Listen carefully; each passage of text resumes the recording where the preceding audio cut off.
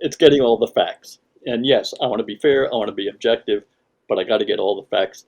And I want to just lay it out in a way that you make your judgment. I guarantee some people look at it and say, no, no, it was still, they did this, and I'm fine. But you got to give them all the facts so they can figure it out. Welcome to the Next Level Journalist, where you will hear from some of the best journalists in the business or who have been there, done that, and willing to share with you what they've learned so you can get better, faster. My guest today is someone who has done a little bit of everything in journalism. And notice I said journalism and not just TV. This will definitely be a first, at least on this platform for me, and that this is someone who went from print to TV to teaching, and he's going to fill in the gaps in between about what he's done, and that is Michael Castengera. Thank you so much for making time for this today. Well, thank you for inviting me. I'm looking forward to the conversation.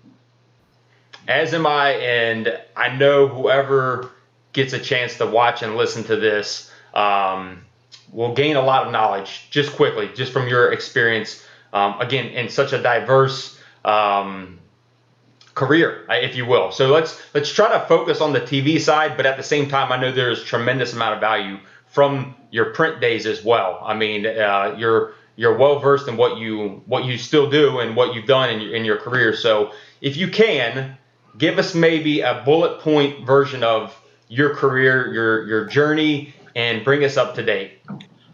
All right, let me see if I can do this in as brief as possible.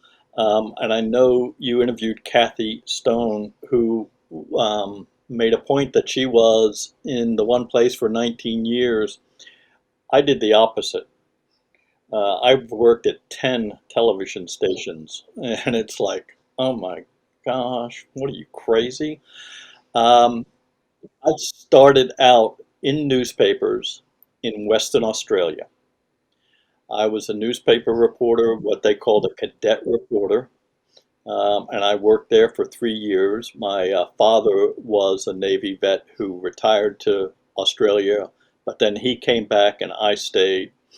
And I went on, I worked in newspapers there. And then when I came back to the States, I worked for the Orlando Sentinel newspaper, and then I worked for the Jacksonville Journal newspaper. And at the Jacksonville Journal newspaper, I did a great deal of investigative reporting, um, including taking on the mayor, city council, the police department. I jokingly told people I was the most hated man in Jacksonville at one time because I had 6 policemen kicked off the force for what they did. The yeah, the television station at the time, Channel 4, which was a post-Newsweek station, of course, was very proud of its investigative, so they hired me to do city council reporting and investigative reporting, and I did that for about 2 or 3 years, and we all decided, as my friend said, I had a great face for radio. So that meant let's move into management. And I did. And I became an assignment editor there, managing editor, and then that began my career of traveling. And from there, let me see if I can do it in sequence. From Jacksonville, Florida to Oklahoma City, from Oklahoma City to Corpus Christi, from Corpus Christi to Beaumont, Texas, from Beaumont, Texas to Miami, Florida, from Miami, Florida to St. Louis, actually from Miami, Florida to University of Missouri, then to St. Louis and the CBS affiliate there. From there to Lexington, where I met Kathy Stone. And then from Lexington, good Lord, we ended up down in Fort Myers. And then from Fort Myers, I ended up going to work for a consulting firm in Dallas, Audience Research and Development, which at the time was the largest consulting firm in the country. Went to work there, traveled all over the country consulting television stations, got tired of all the travel, got an offer, and went to work at the university here, the Grady College of Journalism. I continued consulting, did some consulting around the country, But I also ended up doing consulting in India, Pakistan, and Vietnam, as well as teaching. And then I retired just a short while ago. Wow, that's phenomenal. So obviously we could go a number of directions with this conversation, but I'm curious, what is it about journalism that you find, the passion there?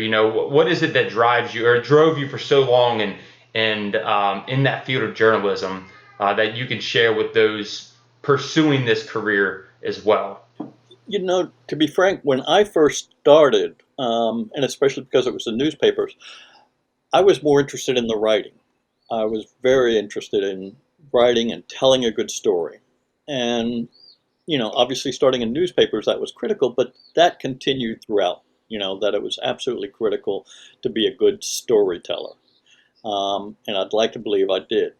But more and more as I worked into journalism, it became the belief that I actually may leave planet Earth having done something to help my fellow man. And that sounds a little highfalutin, and it is, but it's also true.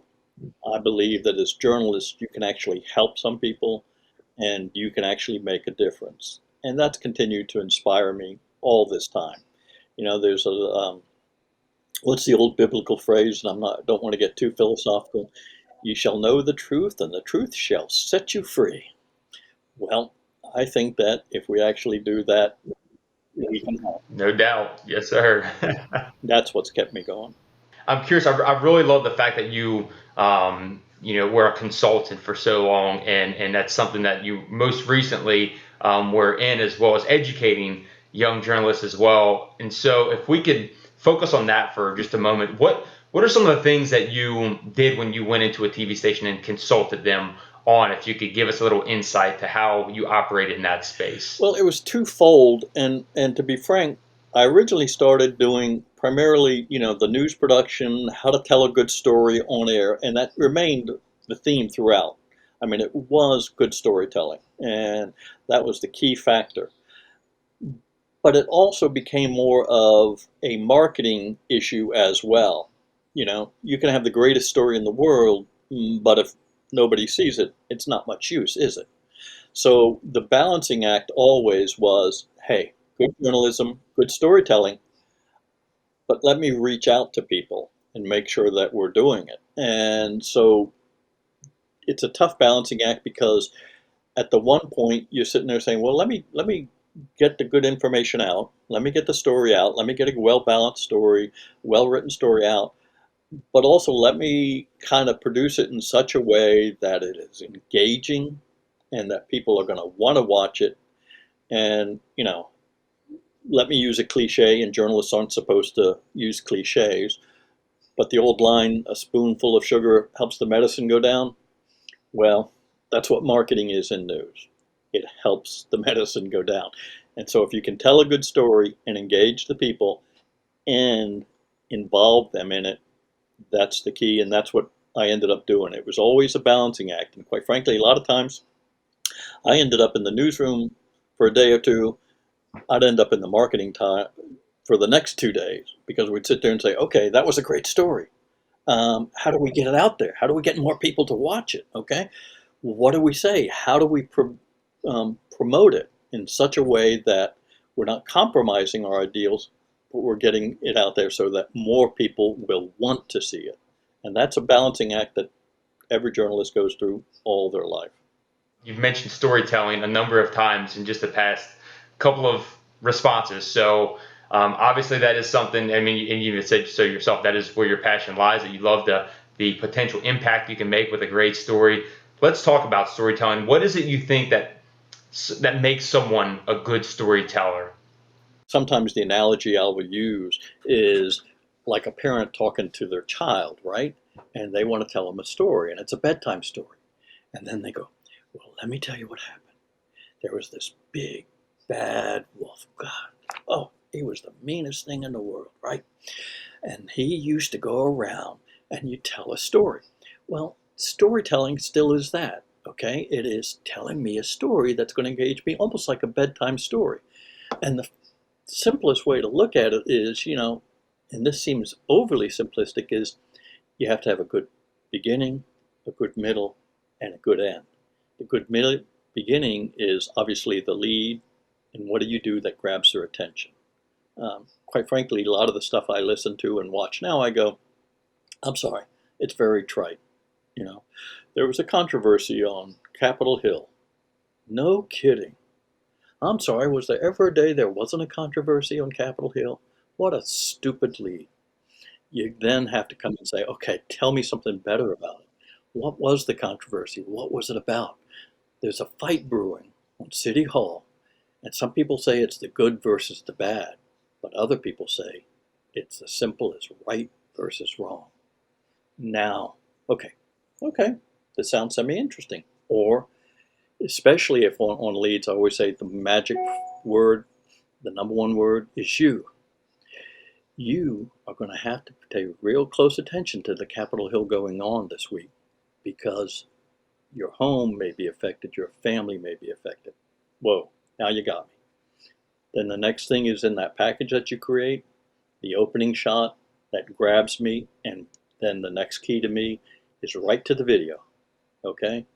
How many times do you see a story and they're doing one on, say, Capitol Hill? Okay, and they're saying, big controversy on Capitol Hill, blah, blah, blah, blah, blah, blah, blah, blah, blah. Okay, my opening shot is the House of Representatives building. Who gives a rat's tail? That's not video. What's your opening video that is movement and engaging and having people? Then right to it. Okay, here, so what am I going to do? There's 5 or 6 guys plowing their way into the office, right? They're going through and they look, and Representative Kyle Scott leads a delegation of very angry congressmen. Whoa, I've got good video and I wrote to the video. Now I start weaving in all the facts, okay? And again, it's matching that video and audio until finally I come to the end, and the end says, what's the final thought that I want to leave you with? Okay, what is it that kind of sums it up, and what's the final picket? The classic cliched one is, okay, using that same example of Capitol Hill, boom, the leader of the House of Representatives gavels it to a close, and then boom, you hear the sound, and it says, that was the final sound. That was the end of a debate that had people angry on both sides. But now they say it's all for the better. Kyle Scott, Channel 4 News, Jacksonville, Florida. Cool. Now, obviously, a way to develop that skill is just by doing it, right? But at the same time, if you're doing the wrong thing over and over, it's going to create a bad habit. So what would you suggest someone do to develop that skill set that basically you just shared? Because obviously everything that you shared had a purpose. Everything from the words you choose to the people you choose to interview to the video you choose to shoot, the placement of all of it, so much of it has purpose. How would you suggest someone or consult someone and say, hey, this is how you develop this skill? It's sort of basic curiosity and basic thought process, and you go, to me, you're trying to figure something out as yourself. I think one of the faults that I see too often is, okay, I'm now a big time reporter. I'll just go and gather the facts and I put them all together and mix them all up and go, that's great, that's fine. As opposed to, no, I'm a guy on the street and I never lose sight of that. I'm just, the guy who sits out in the backyard drinking a beer and having a good time. I'm the guy who walks down the street and does, talks to his neighbors. So I'm always that guy, and I go, okay, now I'm in a story, and I want to find it out for myself. I want to figure it out. Oh, let's see. So they passed a bill that is supposed to, and I'm going to talk to the representative, that's supposed to help indigent people or something, or immigrants. Okay, all right. How's it helping them? And I'm going to have a conversation with someone, just like you and I are having now. You're going to do this in the end sort of with this. You're saying, I'm going to have a conversation, and I'm saying, as a good reporter, let me think this through and go, all right, now hold on, let me make sure I understand this and I got it. And then I can start telling the story. Because it's always that question of figuring it out that you go, bingo, suddenly the light goes on. Ah, now that really is interesting. And it's that basic. And I've got to get to that point just as any other person would do. I love that, Michael. That man on the street idea that you're obviously no better than the person that you're out there serving. And I like the analogy, just sitting out back, drinking a beer. And I mean, that perspective, right? And putting yourself in your viewer's shoes. I love that. I'm curious as to what are some of the best lessons that you've learned over your career, because it's just so impressive that you've done a little bit of everything, and some of them really deep dives into different areas. What are some lessons that you've taken from what it is that you've done over the decades, and that you feel like, hey, these are principles that stand the test of time, and that you should implement in order to be quote unquote successful at being a journalist? Let me suggest that I'd go back, and I hate to kind of be beating a dead horse, but I'll beat a dead horse. And it really is going to come down to storytelling. It really is just tell me a story. And, you know, especially after you've been in the business for a while, there's a certain amount of, and let me go back to my analogy again with Capitol Hill. If I'm going in and covering, the House of Representatives or whatever, or, here in Georgia or nationally, there's certain ones that I go, okay, it's pretty cliched. I can pretty well get, hang on. I need to interview the chairman of the immigration committee. I need to do this. I need to do, and those guys are experienced and they know what they're doing. And you go, okay, I can virtually, especially with some of the politicians, I can virtually say, Kyle, sum this up to me in about 30 seconds. I just, tell me what the hell's going on, and they're going to give you your 20-second soundbite and you're happy as a pig in poop. Okay. And you move on. All right. The difference then that I think is more critical is, hold on, now I've got that. So I've got the basic one done and I can put that on air, and I've got, the Republican who says it's great and the Democrat who says it's terrible. The third thing, and this is the one that I kind of push more than anything else. You know the old saying, there's two sides to every sort of story? It's three sides, okay? Somebody for it, somebody against it, an outside expert. So let's use that same cliche. Okay, I've got the Republicans saying one thing, the Democrats saying another, but I actually got somebody at the, Progressive Institute of Science who basically says, no, actually, here are the facts, okay? And I get that third perspective in there. It always has that three sides. Now, let's go to the next level. And the next level is you always want to bring it back to who's affected, okay? Who actually is impacted. And so, yeah, whenever possible, if I'm doing one and I go, guess what, I've got an hour to produce a package for my, 10 o'clock news, boom, I can bang it out. I can get those two guys. I got it. Boom, boom, boom. But now I want to really tell a story. I'm going to go back and I'm going to get a hold of that person who's affected. I did one, for example, in Jacksonville, and I remember very vividly. It was a dispute over a church, and it was a AME church, and the pastor was trying to change it and modernize it, and there was all these people who'd been there for years and done this stuff, right? And so there was a controversy between him and the parish, and I got them. But then what made it happen was somebody told me, you really need to talk to this one lady. And there was this little old lady who basically had been in the parish for 30, 40 years or whatever. It was her whole life. I did the interview with her and I was talking, what's happening at da-da-da. And this was one of my great lessons that I learned. And it was from somebody walking by. And I'm doing the interview, right? And I'm getting a good people soundbite, so I know I can open with her. Well, during about halfway through the interview, she says, but she starts breaking down and crying, right? She goes, this is my life. This is my life. This was all I care about. And I'm going, oh, and I've got, damn, I started almost crying. I'm going, calm down, calm down. I'm sorry, I'm sorry. Let's see what we can do to fix this, okay? I was just trying to bring her down. Well, when I went in to edit it, and I was editing my own package, right? And I wrote, and I'm going, and I was doing it, and I had a nice soundbite from her saying, this is important to my life and all this. And as I was looking at it, there was that one part came up. And the photographer who was with me walks by, right? And I'm zooming past it because I thought it was way too much. And he looked at me and he said, what are you, stupid? He says, that's the best part of your whole story. That's what you're going to end with. That's it. That's your killer. So I did, right? And it was almost embarrassing because it was like so bad. I kid you not.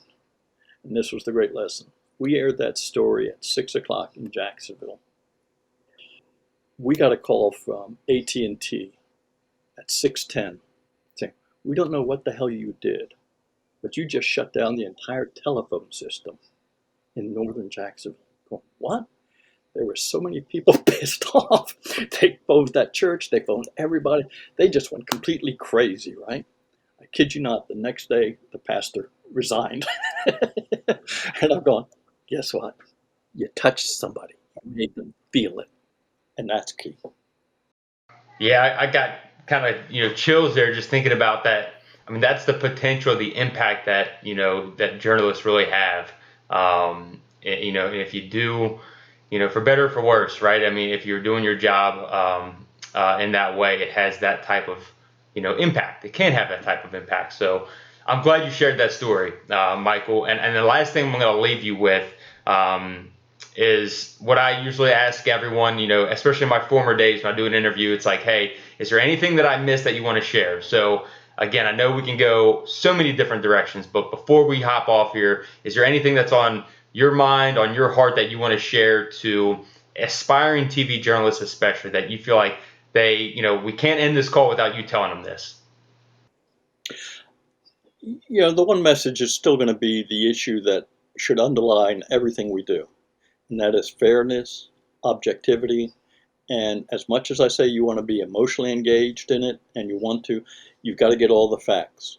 And even though I'm retired from it, I'm still doing some stuff, and I will give you a perfect example today. I'm reading the story in the Washington Post, right? And in the story, I'm looking at it, and it was about the Federal Election Commission had a bill before it, or a proposal by Common Cause, in which they challenged the money paid to the porn star woman by the National Enquirer to keep her silent about Trump, right? Well, Common Cause had basically sit there and said, this is election interference, and it's a buyout, it's terrible, okay? And they should do it. Well, they filed that like 3 years ago. They finally basically issued an opinion. So the Washington Post reporter had a good story about it and laid it out and said, and during it, and this tells you this is why when I keep saying you got to be curious and you got to keep thinking about it. In the story, they talked about how, there was the complaint, and the complaint against the National Enquirer was upheld by the Federal Election Commission. But Common Cause had also questioned Mr. Trump and his campaign and said he should, be held accountable for it. No, they didn't touch that at all. And I thought, well, that's odd, that's interesting. And I'm going, hold on, there's something missing here. And I thought about it a little bit, and I thought, I know.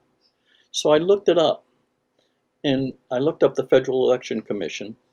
There are 6 members on the Federal Election Commission. 3 of them were appointed by Donald Trump. And I'm looking at the story, that fact wasn't in there. I'm going, I'm sorry. That's a pretty basic fact that you would include. Excuse the hell out of me. So I sent a note to the reporter just saying, I'm sorry.